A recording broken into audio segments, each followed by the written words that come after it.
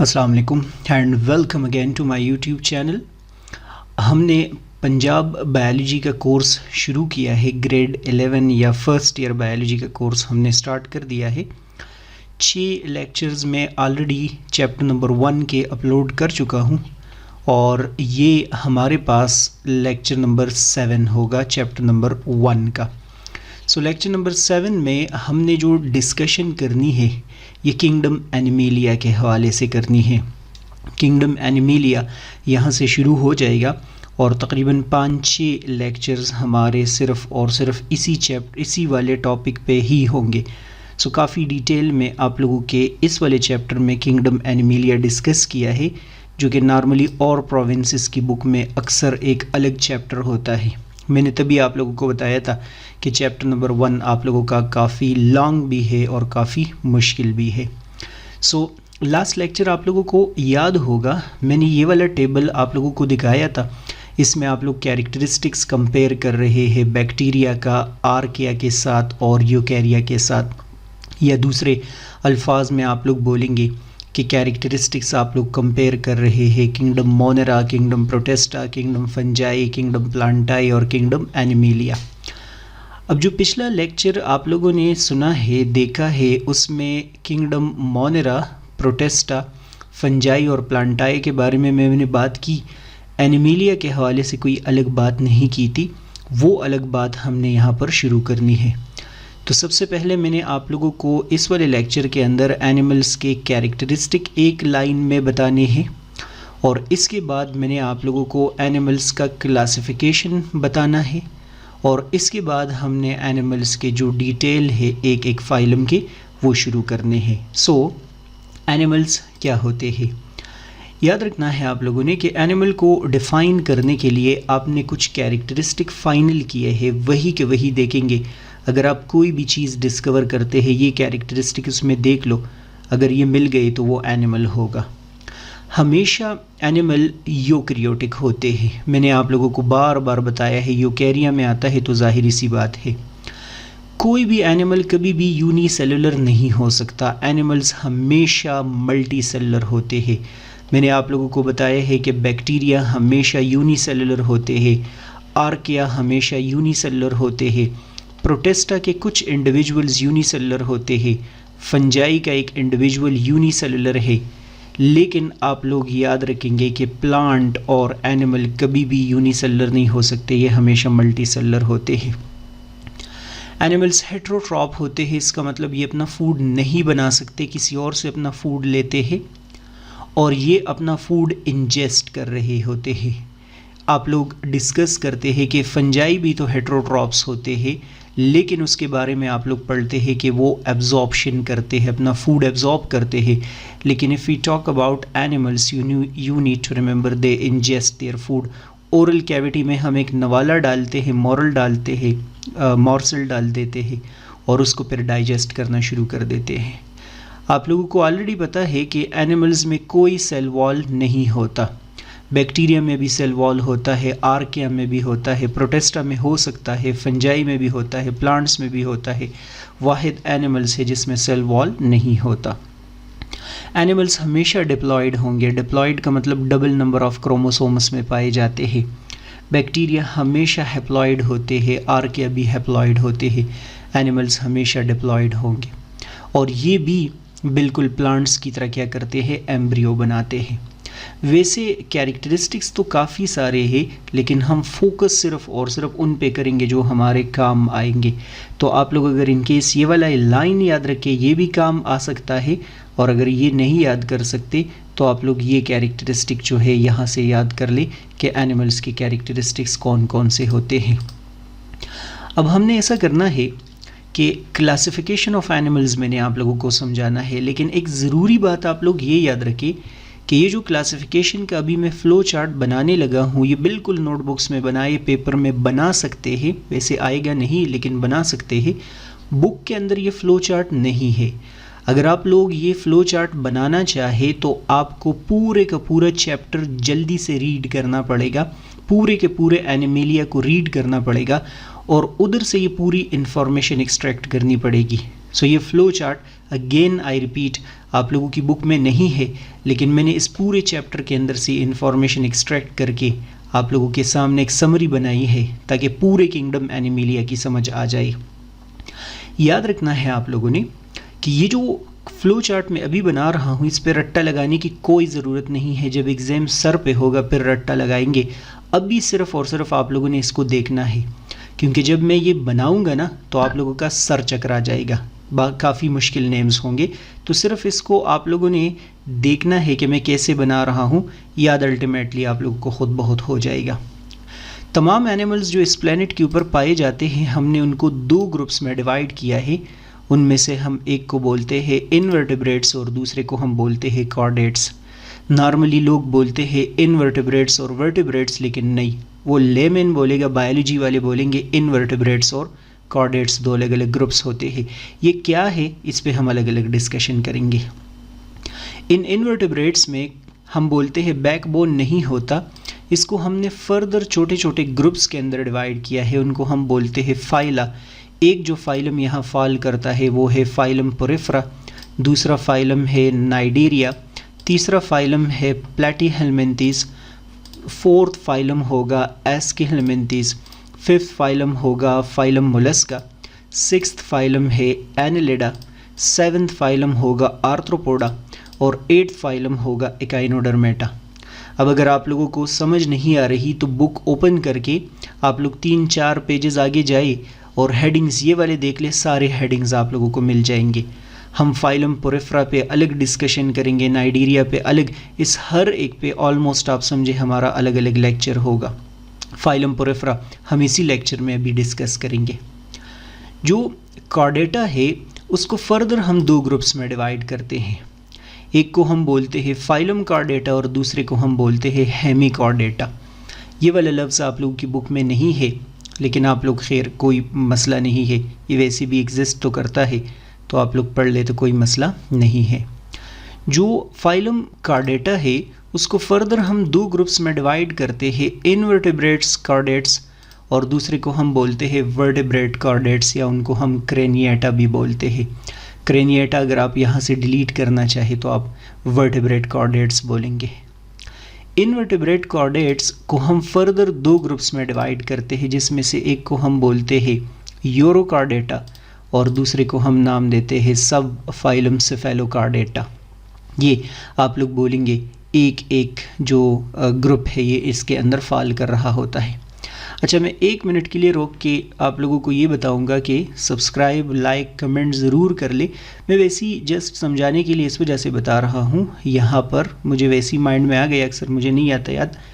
लेकिन आप लोग देख लीजिए, जो फ्लो चार्ट मैं बना रहा हूँ ना, तो ये लाइन मुझे अलग लगाना पड़ता है। ये अलग, ये सीधे लाइन अलग हो गया, ये पॉइंट अलग, ये पॉइंट अलग, ये अलग, ये अलग, ये अलग, ये अलग, ये वाला अलग, ये अलग, हर एक अलग मुझे लिखना पड़ेगा, अरेंज करना पड़ेगा, फिर मुझे एनिमेशंस ऐड करने पड़ेंगे।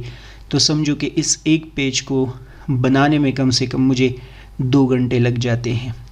मैं कोशिश भी करता हूँ कि ये लाइन के ये बराबर बराबर हो, तो यही मैं बोल रहा हूँ कि लाइक, सब्सक्राइब, शेयर, कमेंट ज़रूर कर लिया करें। अच्छा, हम क्रेनिएटा की तरफ जाते हैं तो क्रेनिएटा के अंदर एक ही ग्रुप है, वो है वर्टिब्रेटा। वर्टिब्रेटा को हम 2 ग्रुप्स में डिवाइड करते हैं, एक को हम बोलते हैं पाइसेस, जिसको आप लोग फिश बोलते हैं, और दूसरे को टेट्रापोडा, जिसके 4 लेग्स होते हैं। पाइसेस को, फिश को हमने 3 ग्रुप्स में डिवाइड कर दिया है, क्लास कॉन्ड्रिक्टीज, दूसरा होगा क्लास साइक्लोस्टोमेटा और तीसरा होगा क्लास ऑस्टिक्टीज। ये पाइसेस के 3 क्लासेस हो गए हैं। और टेट्रापोडा के अंदर जो 4 क्लासेस है उसमें से एक को हम बोलते हैं क्लास एम्फीबियंस, दूसरे को हम बोलते हैं रेप्टाइलिया क्लास रेप्टाइल्स, तीसरे को हम बोलते हैं क्लास एव्स, जिसको आप लोग बर्ड्स बोलते हैं, और 4th को हम बोलते हैं क्लास मेमेलिया। दोबारा मैं बता रहा हूँ कि ये फ़्लो चार्ट आप लोगों की बुक में ऐसे नहीं है, मैंने पूरे का पूरा इन्फॉर्मेशन रीड कर दिया है और रीड करके एक्सट्रैक्ट करके ये सामने दिखा रहा हूँ, ताकि आप लोगों को 5-6 पेजेस जो है वो एक पेज पे मिल जाए और समरी मिल जाए आप लोगों को। अब हमने करना क्या है, हमने इस पूरे फ़्लो चार्ट को शुरू करना है। पहले ये पढ़ेंगे, फिर ये पढ़ेंगे, फिर ये पढ़ेंगे, फिर ये, उसके बाद एक एक टॉपिक जो है ना हमने इस फ़्लो चार्ट का अलग अलग से डिस्कस करना है। सो एक एक लेक्चर तो नहीं होगा, लेकिन जहाँ जहाँ ज़रूरत हो एक एक लेक्चर होगा, जहाँ होगा ज़्यादा होगा। सो आगे बढ़ते हैं और फाइलम पोरिफेरा के हवाले से हम डिस्कशन कर लेते हैं। फाइलम पोरिफेरा डिस्कशन शुरू करने से पहले मैं आप लोगों को इस ग्रुप के एनिमल्स का एक पिक्चर दिखाता हूँ। ये पिक्चर 1 मिनट के लिए आप लोग देख ले ताकि कैरेक्टरिस्टिक फिर याद हो जाए, क्योंकि अगर इन केस आप लोगों को एनिमल नहीं देखा हो तो फिर याद नहीं होंगे कैरेक्टरिस्टिक। ये जो आप लोगों को पिक्चर नज़र आ रहा है ये भी एक एनिमल है, ये भी एक एनिमल है, और इसके अराउंड आप लोग बोल रहे हैं कि यहाँ पर ये और भी एनिमल्स पाए जाते हैं। अब आप लोग बोलेंगे ये कैसे एनिमल है, तो यही तो कमाल है कि आप लोगों ने अभी एनिमेलिया पढ़ा नहीं है, तो बहुत सारा काम उसके अंदर मौजूद है। ये जो एनिमल आप लोगों को नज़र आ रहे हैं ये ओशन में होते हैं, ये नॉर्मली सी में होते हैं, आप लोगों को ये नहीं मिलेंगे फ्रेश वाटर के अंदर। इन एनिमल्स के बॉडी का अगर हम एक डायग्राम बनाना चाहे, एक पिक्चर बनाना चाहे, एक जनरल कैरेक्टरिस्टिक बनाना चाहे, तो वो देख ले, ये आप लोगों को नज़र आएगा, ये पूरे का पूरा नज़र आ रहा है। अगर आप लोग देखेंगे यहाँ पर एक लार्ज ओपनिंग पाया जाता है, अभी मैं इसका जिक्र करूँगा, इसको हम बोलते हैं ऑस्कुलम। ये डायग्राम में भी दिखाऊंगा, टेंशन ना ले, नोट्स बनाने हैं मैंने भी। ये आप लोगों को ऑस्कुलम नज़र आ रहा है और इसके अंदर आप लोगों को ये कैविटी नज़र आ रही है, इस कैविटी को हम स्पॉन्जोसील बोलते हैं, ये इसके अंदर कैविटी है। अगर आप लोग देखेंगे बिल्कुल इनकी बॉडी ना पोरस होती है, पोरस मीन इसके अंदर पोर्स होते हैं। ये देख लो, यहाँ से वाटर इंटर हो रहा है और यहाँ से वाटर लॉस हो रहा है, इन पोर्स को हम ऑस्टिया बोलते हैं, ठीक है। बाकी इनके कैरेक्टरिस्टिक अगर आप लोग नोट कर ले तो ये बिल्कुल किसी सरफेस के साथ अटैच्ड है, एक जगह से दूसरी जगह मूवमेंट नहीं करता। तो ये सब कुछ अभी हमने क्या करना है, डिस्कस करना है। मैंने आप लोगों के साथ एक ट्रिक किया है, पिक्चर दिखाया है, अब देखना डायग्राम मिनट्स के हिसाब से आप लोगों को जो पॉइंट्स है वो याद हो जाएंगे। सो फाइलम पोरिफेरा के नोट्स आप लोग अपने साथ बना ले। सबसे पहला पॉइंट आप लोग याद रखेंगे कि पोरिफेरा को हम पोर बेयरर्स बोलते हैं। पोरिफेरा का मतलब ही पोर बेयरर्स होता है, पोरिफेरा पोर बेयरर्स, क्योंकि अभी आप लोगों ने डिस्कस किया कि इनके बॉडी के अंदर क्या मौजूद होते हैं। ये देख लो, छोटे छोटे पोर्स मौजूद होते हैं, इन पोर्स की मदद से वाटर अंदर जाता है, तभी तो इनको हम पोरिफेरा बोलते हैं। हाँ, कॉमन लैंग्वेज में हम इनको स्पॉन्जेस बोलते हैं। पेपर में अगर इन केस आता है तो आप लोगों को याद होना चाहिए। पोरिफेरा के तमाम इंडिविजुअल्स को देखा जाए, मैंने स्टार्ट में एक पॉइंट बताया आप लोगों को, ये कहाँ पाए जाते हैं, ओशन में पाए जाते हैं, सी में पाए जाते हैं। मैंने एक पॉइंट आप लोगों को याद करवाया है, अगर थोड़ा सा याद कर ले, मैंने बोला ओशन या सी में होते हैं, बहुत कम इंडिविजुअल्स आपको फ्रेश वाटर में मिल जाएंगे। सो इस वाले पॉइंट को अगर आप लोग एक्सपेंड कर दे तो आप लोग बोलेंगे कि ये जो इंडिविजुअल्स होते हैं ये सी या ओशन में होते हैं और इसके बहुत कम इंडिविजुअल्स फ्रेश वाटर इन्वायरमेंट में पाए जाते हैं। लेकिन ये पॉइंट ज़रूरी है कि लैंड के ऊपर कोई इंडिविजुअल इसका नहीं होता।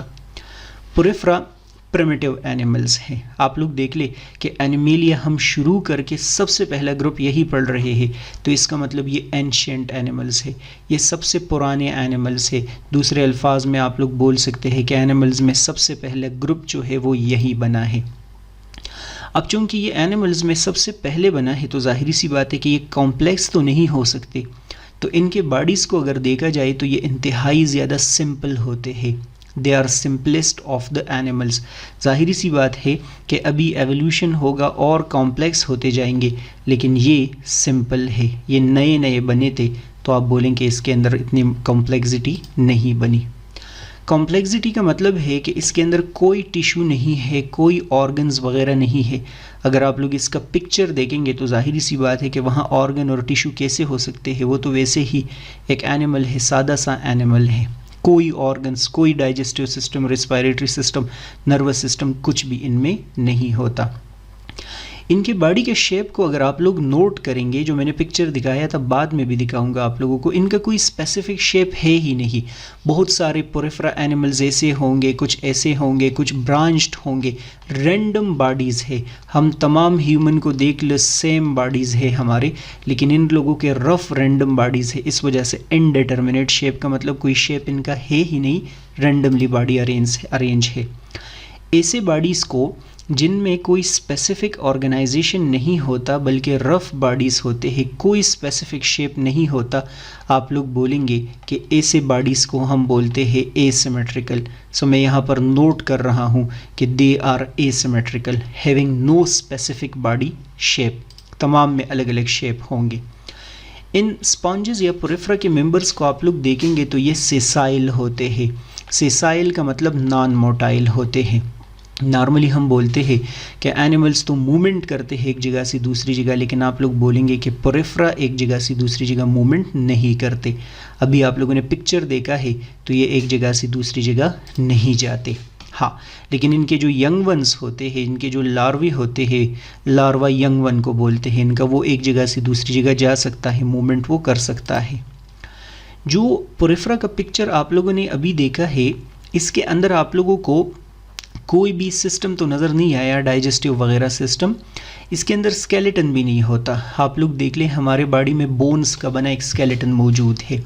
इनके बॉडी में स्केलेटन कुछ रैंडम स्ट्रक्चर से बना होता है, जो मैं पिक्चर में अभी दिखाऊंगा। कैल्शियम और सिलिका का बना होता है। रैंडम ये नीडल लाइक स्ट्रक्चर्स होते हैं। इन नीडल लाइक स्ट्रक्चर को हम स्पेक्यूल्स बोलते हैं। सो मैं पिक्चर में दिखाऊंगा और ये पॉइंट इंतहाई इंपॉर्टेंट है, इसके ऊपर स्टार लगा ले कि the skeleton of porifera is composed of spicules. ये पेपर में आएगा। और आपसे अगर इन केस पूछा जाता है कि स्पेक्यूल्स किस चीज़ से बने हैं, तो आप लोग बोलेंगे कैल्शियम और सिलिका से बने कुछ नीडल लाइक स्ट्रक्चर्स होते हैं। पिक्चर में याद हो जाएगा, टेंशन ना ले। पोरिफेरा की बॉडीज़ को अगर देखा जाए तो ये कभी कभार कुछ एनिमल्स इसमें ऐसे हैं जो बहुत ज़्यादा लार्ज होते हैं, मतलब मीटर्स के हिसाब से इनका साइज़ होता है। और कुछ आप लोग बोलेंगे कि बहुत ज़्यादा छोटे छोटे होते हैं, मिलीमीटर्स के हिसाब से इसका साइज़ होता है। ये सिर्फ आप लोगों को आइडिया देना था ताकि पता चले कि ये रेंज किस रेंज में इनका साइज़ होता है। इम्पॉर्टेंट डिस्कशन अभी शुरू हो रही है। पोरिफेरा की बॉडी को अगर देखा जाए तो उनका जो बॉडी वॉल होता है, मैं पिक्चर में भी आप लोगों को दिखाऊंगा, ये 3 लेयर्स से बना होता है। यहाँ पर 3 लेयर्स मौजूद होते हैं। उसमें से एक लेयर जो कि इनके स्किन का होगा उसको हम बोलते हैं पेनाकोडर्म, और स्किन का जो दूसरा लेयर है वो आप लोग बोलेंगे कोइनोडर्म होता है। ये पिक्चर से ही समझ आएगी, बस सिर्फ सुनना है। पेनाकोडर्म जिन सेल से बनता है उनको बोलते हैं पेनाकोसाइट्स, या दूसरे अल्फाज में आप लोग बोलेंगे कि ये फ्लैट सेल्स होते हैं, सबसे बाहर की तरफ पाए जाते हैं। और कोइनोडर्म आप लोग बोलेंगे कि जिन सेल से बना होता है उनको बोलते हैं कोइनोसाइट्स, ये इनसाइड की तरफ पाए जाते हैं और इनको फ्लैजिलेटेड सेल्स भी कहा जाता है। अभी आप लोग पिक्चर में देखेंगे कि इसके साथ क्या मौजूद होंगे, फ्लैजिला मौजूद होंगे। मैंने बोला है कि बॉडी वॉल 3 लेयर से बना होता है। याद रखना है आप लोगों ने कि इस पेनाकोडर्म और कोइनोडर्म में बीच में एक लेयर होता है जिसको हम मेसोहेल बोलते हैं, और ये नॉन सेलुलर होता है। नॉन सेलुलर मीन कि ये सेल से नहीं बना, ये पॉइंट आप लोगों को चेंज करना पड़ेगा। So both layers are connected by non cellular layer called मेसोहेल।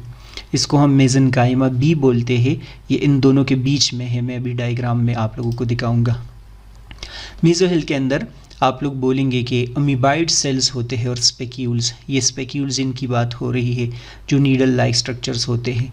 और अमीबाइड सेल्स इन सेल्स को बोलते हैं जिसका शेप अमीबा की तरह होता है, मूवमेंट एक जगह से दूसरी जगह क्या कर सकते हैं। याद रखना है, मैंने अभी आप लोगों को बोला है कि इनको पोर बेयरर्स इस वजह से कहा जाता है क्योंकि these Porifera have many small openings, इनके बॉडी में छोटे छोटे पोर्स होते हैं और उनको ऑस्टिया बोलते हैं। इसके ऊपर स्टार लगाना है, ये पेपर में आएगा। ऑस्टिया की मदद से, मैंने एरो की मदद से भी शो किया था, वाटर इंटर हो रहा होता है। अगर आपसे पूछा जाता है कि वाटर कैसे इंटर होता है, आप बोलेंगे ऑस्टिया की मदद से। और स्टार्ट में मैंने आप लोगों को एक ओपनिंग दिखाया है, 1 लार्ज ओपनिंग इसको कर दे, उसको हम ऑस्कुलम बोलते हैं। इसकी मदद से आप लोग बोलेंगे कि वाटर जो है वो बाहर की तरफ निकल रहा होता है। जिस तरह मैंने बोला कि टिश्यू और ऑर्गन्स नहीं है, तो इधर कोई भी ऑर्गन सिस्टम वगैरह भी नहीं है।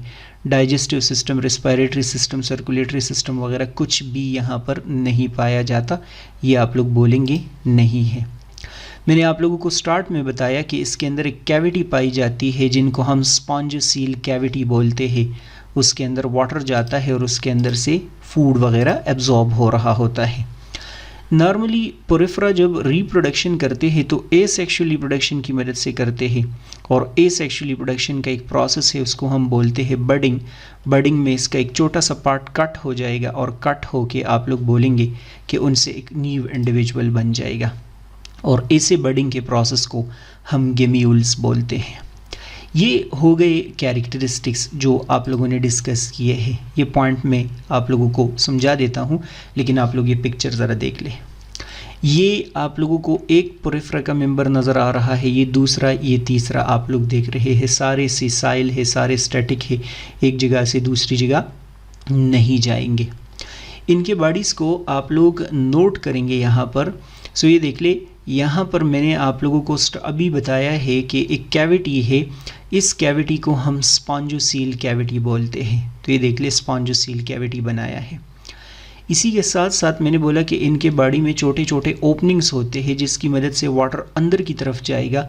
इन छोटे छोटे ओपनिंग्स को हम ऑस्टियम बोलते हैं या ऑस्टिया बोलते हैं, ये यहाँ पर लिखा है। और वन लार्ज ओपनिंग होता है जिसको हम ऑस्कुलम बोलते हैं, इसकी मदद से वाटर बाहर की तरफ जा रहा होता है। कोशिश कर ले कि आप लोगों को याद हो। ये इनका बॉडी वॉल है। इस बॉडी वॉल को अगर आप लोग देखेंगे सो ये डिफरेंट टाइप्स के सेल से बना होता है। अगर आप लोग बाहर वाले सेल्स देखते हैं, ये लाइट येलो कलर के जो आप लोगों को नज़र आ रहे हैं, सो ये है पेनाकोसाइट्स। ये देख ले, येलोविश कलर आप लोग सेल्स देख रहे हैं, ये पेनाकोसाइट सेल्स हैं। और अंदर की तरफ जो आप लोगों को ब्राउन या रेड कलर नज़र आ रहा है, ये है कोइनोसाइट्स। जो आप लोगों को ये नज़र आ रहे हैं कोइनोसाइट्स। मैंने यहाँ पर अगर पिछला मेरा आप लोग टेक्स्ट देखेंगे, नोट्स मेरे देखेंगे, सो मैंने लिखा है कि पेनाकोसाइट जो है वो क्या है, फ्लैट सेल्स होते हैं, और कोइनोसाइट्स फ्लैजिलेटेड सेल्स होते हैं। सो यहाँ अगर आप लोग देखेंगे इस डायग्राम के अंदर, पेनाकोसाइट्स ये देख लिए फ्लैट सेल्स है, और कोइनोसाइट्स आप लोग देख लिए फ्लैजिलेटेड सेल्स है। इस हर एक के साथ आप लोग देख लिए क्या मौजूद है, ब्लैक कलर का एक फ्लैजिला मौजूद है। यहाँ पर कोइनोसाइट दिखाया भी है, फ्लैजिला मौजूद है। मैंने पिछले ये नोट्स के अंदर बताया कि पेनाकोसाइट आउटर लेयर है और कोइनोसाइट इनर लेयर है। तो अगर इन केस आप लोग यहाँ देखेंगे तो पेनाकोसाइट ये बाहर पाया जाता है और अंदर की तरफ ये पाया जाता है। नोट्स के अंदर मैंने अभी एक पॉइंट बताया है आप लोगों को कि दोनों लेयर्स के बीच में मेसोहेल एक लेयर होता है और उसमें अमीबाइड स्पेल्स और स्पेक्यूल्स पाए जाते हैं। तो अगर आप लोग ये देखेंगे सो ये आप लोगों को पेनाकोसाइट नज़र आ रहा है, ये कोइनोसाइट नज़र आ रहा है, और बीच में ये वाला जो रीजन आप लोग देख रहे हैं, ये लाइट कौन सा कलर है, इसको हम मेसोहेल बोलते हैं। और इस मेसोहेल में आप लोग नोट कर रहे हैं कि यहाँ पर अमीबाइड सेल्स मौजूद है, ये वाले जो आप लोग देख रहे हैं, और ये रैंडम आप लोग नीडल शेप स्ट्रक्चर देख रहे हैं, ये वाला स्पेक्यूल है। स्पेक्यूल स्केलेटन प्रोवाइड करता है, और आप लोग बोलेंगे कि अमीबाइड सेल्स जो है वो अमीबा की तरह होते हैं, ये रिप्रोडक्शन में क्या करते हैं, रोल प्ले करते हैं। बस ये इसमें से कुछ बातें है तो बहुत सारा काम, लेकिन हम वही करेंगे जो बुक के अंदर मौजूद हो। मैंने आप लोगों को बताया था अभी कि मोस्ट ऑफ द स्पॉन्जेस जो है वो मेरीन वाटर में होते हैं, सी में होते हैं। बहुत कम इंडिविजुअल्स इसके फ्रेश वाटर में हो सकते हैं। तो एमसीक्यूज़ के लिए आप लोग याद रखें कि इसका जो एग्जाम्पल है स्पॉन्जिला, ये फ्रेश वाटर में पाया जाता है, और ये कौन से है, ल्यूकोसोलानी, और आप लोग बोलेंगे यूकलिप्टिला, ये जो है वो ओशन में पाए जाते हैं ये दोनों, और ये वाला फ्रेश वाटर में पाया जाता है। आई गेस सो कि इसमें कोई इतना सारा इशू नहीं होगा, ऑल्दो ये मुश्किल तो है क्योंकि फर्स्ट चैप्टर के अंदर इतनी मुश्किल बातें आप लोग पढ़ रहे हैं, और वो भी मैंने सब कुछ बुक का ही समझाना है। एक्स्ट्रा में टाइम बहुत लंबा लगेगा फिर। सो कोशिश करें कि लाइक सब्सक्राइब शेयर ज़रूर कर ले, और नेक्स्ट वीडियो लेक्चर में बाकी फाइलम्स वगैरह के अपलोड कर देता हूँ। और अगर मेरी आप लोग ऑनलाइन क्लासेस जूम ऐप पे मैं लेता हूँ रात के टाइम, ब्लैक स्क्रीन होगा, उस पर मैं ऐसे ही लिखूँगा जिस तरह भी लिख रहा होता हूँ। सो मेरी अपनी मर्ज़ी होगी कि जितना मैं लेंथ में एक्सप्लेन कर सकता हूँ। थोड़ी सी डिटेल में होती है क्योंकि असल में आप लोग उसमें इंटरेक्शन कर रहे होते हैं ना, क्वेश्चन पूछते हैं, सर ये एक्सप्लेन कर ले, वो एक्सप्लेन, ये तो मैं अकेले अपने साथ लगा हूँ बोल रहा हूँ। तो बस ठीक है, लाइक सब्सक्राइब शेयर कमेंट वगैरह ज़रूर करना है। गुड बाय, अल्लाह हाफिज़।